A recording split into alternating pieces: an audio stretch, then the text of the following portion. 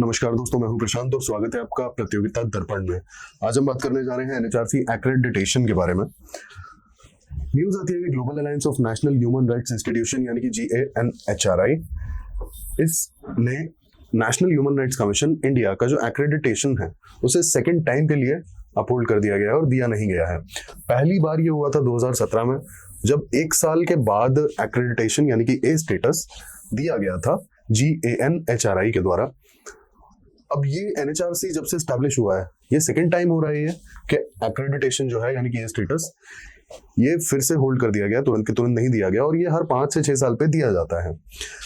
अब यहाँ पे एक इशू ये है कि ये जो ए स्टेटस है इसके बिना एनएचआरसी यूनाइटेड नेशंस का जो ह्यूमन राइट्स काउंसिल है वहां पे इंडिया को रिप्रेजेंट नहीं कर पाएगा। अब थोड़ा सा इस ऑर्गेनाइजेशन के बारे में जान लेते हैं। ग्लोबल अलायंस ये एक पार्टनर है यूनाइटेड स्टेट्स का। 1993 में स्टैब्लिश किया गया था और उस समय इसका नाम था institution for promotion of human rights, और इसका 2016 के बाद से नाम जो है global alliance on national human rights institutions. यहाँ पर 120 मेंबर्स हैं और इंडिया भी उसमें मेंबर है। अब हम रीजंस की बात कर लेते हैं कि ये स्टेटस को क्यों डिफर किया गया है। सबसे पहला रीजन है लैक ऑफ प्लूरलिज्म। अब प्लूरलिज्म से यहाँ पे इशू ये आता है, it's all about appointment. Actual में इनका कहना ये है कि जो एनएचआरसी का स्टाफ है वो फुल्ली अपॉइंटेड नहीं है, काफी ज्यादा वैकेंसीज हैं और रिप्रेजेंटेशन के इश्यूज हैं। स्पेसिफिकली अगर देखा जाए तो बहुत ही नॉलेजेबल और ह्यूमन राइट्स एक्सपीरियंस्ड बंदे नहीं है। देन वुमेन्स की रिप्रेजेंटेशन, प्रेजेंटली अगर बात की जाए तो there is no women representation in national human rights commission, ये भी एक इशू इन्होंने उठाया है। Secondly insufficient action to protect marginalised groups. अब यहाँ पे मार्जिनलाइज्ड ग्रुप्स की अगर हम बात करें तो स्पेसिफिकली जो ग्लोबल अलायंस ने जो चीजें पॉइंट आउट की हैं वो पॉइंट आउट की है माइनॉरिटीज की तरफ, then people vulnerable like lower caste people and womens. ये सारे इश्यूज हैं कि जो एक्शन है वो काफी इंसफिशिएंट रहता है। स्पेसिफिकली अगर मार्जिनलाइज्ड ग्रुप्स की बात की जाए या माइनॉरिटीज की बात की जाए या वल्नरेबल ग्रुप्स की बात की जाए, specifically lower class people as well as womens. Then thirdly involvement of police officers in probes. अब जब भी एनएचआरसी ह्यूमन राइट्स कमीशन किसी तरह का प्रोब या किसी तरह का इन्वेस्टिगेशन करने जाता है तो वहाँ पुलिस ऑफिसर्स होते ही होते हैं, या बिना उनके सपोर्ट के किसी भी तरह की इन्वेस्टिगेशन नहीं हो पाती है, specifically if the investigation is regarding human rights violation. Then thirdly, it's about poor cooperation. अब poor cooperation यहाँ पे basically other organizations की बात कर रहे हैं कि जो NHRC है ना उसका poor cooperation है the other agencies which automatically includes like other agencies working for human rights. Then selection process भी एक issue है यहाँ पे। selection process के लिए जो कमेटी होती है तो कमेटी में basically रिप्रेजेंटेशन जो है वो ह्यूमन राइट्स फील्ड में जो बंदे ऑलरेडी एक्सपीरियंस्ड हैं या काम कर चुके हैं ऐसे बंदों की रिप्रेजेंटेशन काफी कम है जो सिलेक्शन कमेटी है उसमें। Then repeatedly failed to deliver its mandate to protect the human rights, but ऐसा होता नहीं है। इनके अकॉर्डिंग ये जो मैंडेट है to protect the human rights of the every person like including the marginalised as well as the minorities and human rights activist, इन लोगों को प्रोटेक्ट करना, इन लोगों के लिए जो भी सपोर्ट हो सकता है वो करना, वो नहीं कर पा रहा है national human rights commission. And lastly it's contrary to the United Nations principle on status of national institutions, that is Paris principles. अब यहाँ पे जो यूएन प्रिंसिपल्स का हवाला दिया गया है वो दिया गया है प्लूरलिज्म को लेकर के, रिप्रेजेंटेशन को लेकर के and fail to deliver its mandate. तो आइए पेरिस प्रिंसिपल्स के बारे में थोड़ा सा जान लेते हैं कि क्या है। यूनाइटेड नेशंस पेरिस प्रिंसिपल को 1993 में अडॉप्ट किया गया था। यूनाइटेड नेशन जनरल असेंबली ने अडॉप्ट किया था और कोई भी नेशनल ह्यूमन राइट्स इंस्टीट्यूशन अगर उसे एक्रेडिटेशन चाहिए तो ये पेरिस प्रिंसिपल्स एक बेंचमार्क की तरह सर्व करेंगे। अब इनमें बेसिकली 6 प्रिंसिपल हैं और ये जो है mandate and competence, autonomy from government, independence guaranteed by statute and constitution, pluralism, adequate resources, adequate powers of investigation. अब अगर आप यहाँ पे देखेंगे तो accreditation के जो क्राइटेरियाज हैं, इसमें 6 क्राइटेरियाज में से जो अभी इंडिया को NHRC को जो accreditation डिफर किया है, उसके जो रीजंस हैं उसमें powers of investigation, independence, pluralism and mandate, ये सारे इश्यूज रेज किए गए हैं कि powers as in police officers का इन्वॉल्वमेंट, ये एक इशू रेज किया गया था. Then mandate to protect the marginalised groups, minorities as well as human rights activist. Then independence and pluralism. Pluralism हमने बात की थी, तो प्लूरलिज्म इज बेसिकली जो रिप्रेजेंटेशन है, there is no women representation and selection के भी इश्यूज हैं. तो ये सारे issues and red flags raise किए गए थे. अब ए रेटिंग एक्चुअल में है क्या, इसको थोड़ा सा देख लेते हैं. सबसे पहले तो ग्लोबल अलायंस की बात कर लेते हैं. 16 ह्यूमन राइट्स एजेंसीज का एक ग्रुप है, और ये 16 कौन कौन सी हैं? 4 from each of the regions, America, Europe, Africa and Asia Pacific, that have the highest rating for following the Paris Principles. अब Paris Principles ने ही पूरा क्राइटेरिया आउटलाइन किया है और उन्हें फॉलो कर किया जाएगा, और फॉलो किया जाएगा उसके बाद ही ए रेटिंग यानी कि एक्रेडिटेशन मिलेगा. अब ए रेटिंग के होने से क्या होता है, हमने एक चीज जो डिस्कस की थी कि United Nations human rights commission में रिप्रेजेंटेशन बिना एक्रेडिटेशन के नहीं हो सकती. दूसरा, ए रेटिंग अगर अवेलेबल है, मिल जाती है, तो ये ग्लोबल अलायंस के कामों को भी ज्वाइन कर सकते हैं और ह्यूमन राइट्स इश्यूज के साथ काम कर सकते हैं.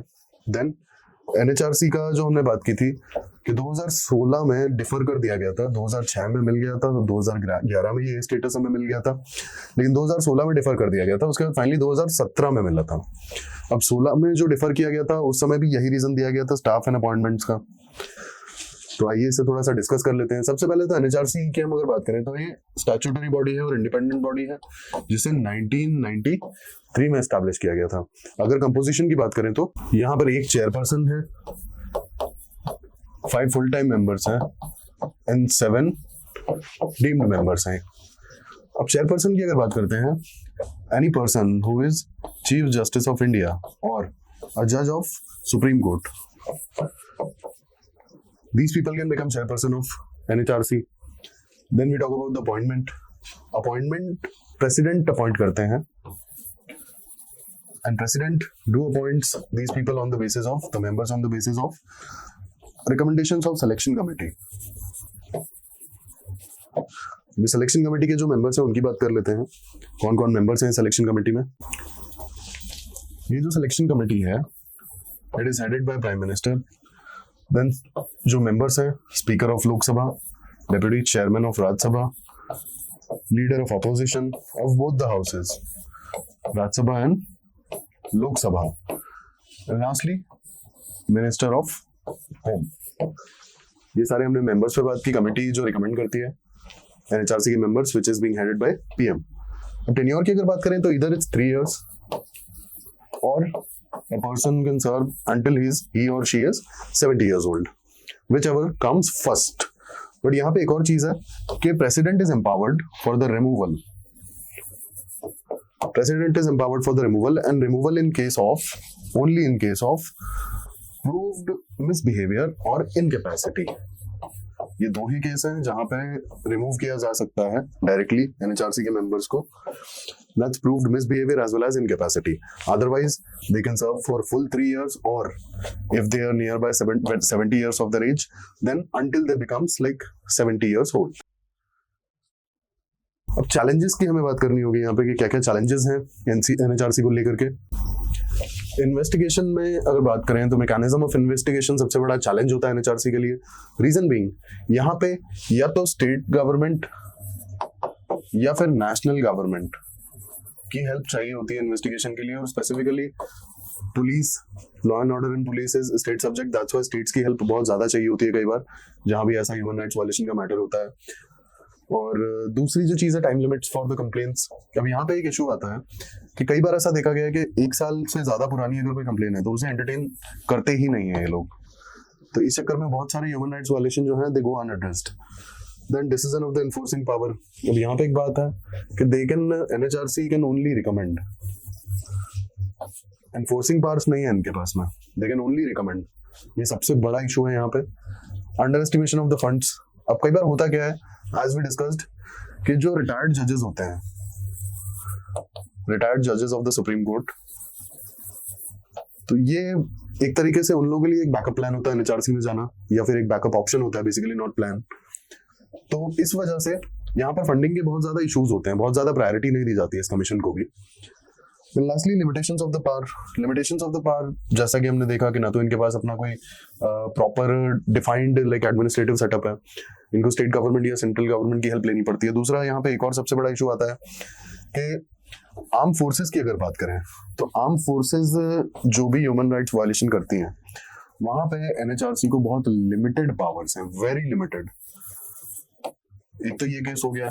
दूसरा, अगर हम स्टेट्स ह्यूमन राइट कमीशन की बात करें, तो स्टेट्स ह्यूमन राइट कमीशन के साथ में एक जो इशू आता है वो ये आता है कि वो नेशनल गवर्नमेंट को किसी भी तरह की सेंसिटिव इंफॉर्मेशन के लिए या किसी भी तरह की अदर इंफॉर्मेशन के लिए डायरेक्टली ऑर्डर नहीं दे सकते या रिकमेंडेशंस नहीं दे सकते हैं नेशनल गवर्नमेंट को, इनकी अपनी लिमिटेशंस हैं। तो ये एक इशू है कि ये अगर किसी भी तरह का ह्यूमन राइट्स वायलेशन स्टेट के बाहर है, तो यहाँ पे इनकी जो पावर्स हैं बहुत लिमिटेड रह जाती हैं। तो ये हमने बात की यहाँ पर इश्यूज पे, जितने भी इश्यूज यहाँ पर थे। Now we are discussing about the way forward. Decisions are enforceable, ensuring recommendations and directives are effectively implemented। अब जैसा कि हमने देखा था कि एनएचआरसी सिर्फ और सिर्फ रिकमेंड कर सकती है। अब अगर ऐसा कर दिया जाए कि इनके जितने भी डिसीजंस हैं उन्हें एनफोर्सेबल बना दिया जाए, जो भी रिकमेंडेशंस ये देते हैं और जो भी इनके लाइक ऑर्डर्स होते हैं उन्हें इफेक्टिवली इंप्लीमेंट किया जाए, ये एक वे फॉरवर्ड हो सकता है जिससे एनएचआरसी की पावर्स बढ़ सकती हैं और बहुत सारे जो ह्यूमन राइट्स वायलेशन के जो केसेस हैं उनमें जो भी विक्टिम्स हैं उन्हें जस्टिस मिलेगी अगर ये चीज हो जाती है तो। Then secondly, composition of NHRC should be diversified. अब डाइवर्सिफाइड में हम यहाँ पर अगर बात करें तो स्पेसिफिकली जैसे जो चेयरपर्सन है, चेयरपर्सन स्पेसिफिकली यहाँ पर कंडीशंस में दिया गया है कि या तो चीफ जस्टिस ऑफ इंडिया होंगे या सुप्रीम कोर्ट के जज होंगे।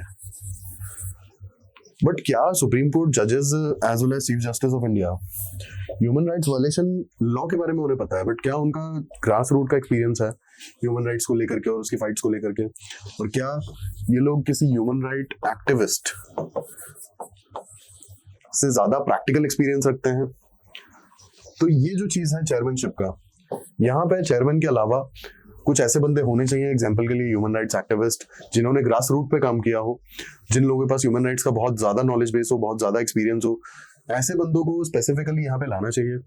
और इस केस में डेप्यूटी चेयरपर्सन की पोजीशन स्पेसिफिकली वो ह्यूमन राइट्स एक्टिविस्ट या फिर जिन बंदों का फील्ड एक्सपीरियंस है उन्हें देनी चाहिए, जिससे कि वो जो चेयरपर्सन है चीफ जस्टिस ऑफ इंडिया या फिर सुप्रीम कोर्ट जजेस उनकी हेल्प कर पाए थोड़ी सी डिसीजन मेकिंग में। और दूसरा कि वुमेन्स की रिप्रेजेंटेशन को बढ़ाना चाहिए, क्योंकि as we know India and patriarchy के चक्कर में कई बार वुमेन्स के जो ह्यूमन राइट्स वायलेशन है वो बहुत ज्यादा होते हैं and they are not even reported. तो ये बहुत बड़ा इशू है। तो वुमेन्स की जो लाइक रिप्रेजेंटेशन है उसे भी बढ़ाना होगा। एंड लास्टली, इस चीज को हम इग्नोर नहीं कर सकते हैं कि थर्ड जेंडर के लिए भी चीजें सेंसिटिव हो रही हैं and people are highly discriminating, और उनका भी ह्यूमन राइट वायलेशन हमेशा होता है। तो थर्ड जेंडर के लोगों को भी यहाँ पर अब रिप्रेजेंटेशन ह्यूमन राइट्स काउंसिल में मिलना ही चाहिए। And as it is the case of India, तो लोअर कास्ट का भी यहाँ पे रिप्रेजेंटेशन स्पेसिफिकली होना चाहिए, एक सर्टेन प्रोपोर्शन, कुछ सीट्स स्पेसिफिकली लाइक वुमेन और men of the lower caste, it should be there. तो ये हमने बात की कंपोजिशन पे। Lastly, NHRC needs to establish an independent cadre of staff with relevant expertise. अब यहाँ पे इस चीज की जरूरत क्यों है? हमने इश्यूज में देखा था कि एनएचआरसी के पास अपना कोई बहुत बड़ा स्टाफ और मतलब एक मशीनरी नहीं है, ठीक है। इन स्टेट या फिर लाइक सेंट्रल गवर्नमेंट के साथ में ही काम करना पड़ता है और उनकी मशीनरी और उनके स्टाफ पर डिपेंडेंट रहना पड़ता है। तो इस डिपेंडेंसी से कई बार क्या होता है ना कि डिसीजन मेकिंग बहुत डिले हो जाती है या फिर काम हो ही नहीं पाता है। और जैसा कि हमने देखा कि 1 साल की जो लिमिट है, ये बहुत बड़ा इशू हो जाता है कि इसके बाद में किसी कंप्लेन या किसी मतलब होता है केस को बहुत ज्यादा टाइम दिया भी नहीं जा सकता और एंटरटेन भी नहीं करते हैं। और ऑलरेडी इतने सारे केसेस पेंडिंग होते हैं कि 1 साल से ज्यादा पुरानी जो केसेस हैं या फिर जो भी कंप्लेन्स हैं उसे कोई गौर भी नहीं करता उस पर, क्योंकि रिसेंट इतनी ज्यादा हो जाती है। तो जब खुद की मशीनरी होगी, खुद का ट्रेंड स्टाफ होगा और खुद का एक्सपर्ट स्टाफ होगा, तो ये जल्दी से जल्दी एंटरटेन कर पाएंगे कंप्लेंट्स को या केसेस को। और इस केस में क्या होगा कि ये जो 1 साल की लिमिट है, तो 1 साल से पहले पहले ये लोग पूरा प्रोसेस खत्म कर देंगे और जो भी विक्टिम्स हैं उन तक लाइक जस्टिस पहुंचेगी, या फिर एटलीस्ट उन्हें पता पड़ेगा कि हाँ उन्हें आगे जाना कहाँ है। और कई बार होता है कि ह्यूमन राइट्स वायलेशन के केस में एनएचआरसी कॉम्पेंसेशन प्रोवाइड करता है, मतलब कॉम्पेंसेशन की रिकमेंडेशन करता है। तो अब अगर इन्हें फंडिंग काफी अच्छी मात्रा में मिलेगी, काफी अच्छी क्वांटिटी में अगर इन्हें फंडिंग प्रोवाइड की जाएगी, तो ऑब्वियसली ये कॉम्पेंसेशन डायरेक्टली खुद से दे सकते हैं। बहुत सारे विक्टिम्स ऐसे होते हैं जहां पे लाइक कॉम्पेंसेशन देना मजबूरी बन जाती है ह्यूमन राइट्स कमीशन की, इतने ज्यादा सीरियस वायलेशंस होते हैं। तो इन दैट केस उसके लिए फंडिंग भी बहुत ज्यादा जरूरी होती है कि उन्हें फंड्स डायरेक्टली प्रोवाइड किए जाएं। अदरवाइज ये लोग रिकमेंड कर देते हैं कि हाँ इतना कॉम्पेंसेशन देना चाहिए, बट कई बार होता है कि उन्हें मिल नहीं पाता और वो साइकिल चली जाती है। And as we know state और सेंटर पे काफी सारी चीजों के लिए डिपेंडेंट होते हैं ह्यूमन राइट्स कमीशन। तो फंडिंग के भी जो इनके इश्यूज हैं वो भी लाइक मिनिमाइज हो जाएंगे अगर इन्हें प्रॉपरली टाइम टू टाइम और लीगली लाइक लेजिस्लेशंस वगैरह ला करके इन्हें फंडिंग प्रोवाइड की जाए। तो ये हमने देखा ह्यूमन राइट्स कमीशन, एनएचआरसी का एक्रेडिटेशन, ग्लोबल अलायंस के बारे में, और एनएचआरसी को हमने डिटेल से जाना क्या इश्यूज हैं और क्या उनके वे फॉरवर्ड हो सकते हैं। ऐसे इन्फॉर्मेटिव वीडियोस के लिए हमारे साथ जुड़े रहिए। Thank you, thanks for watching.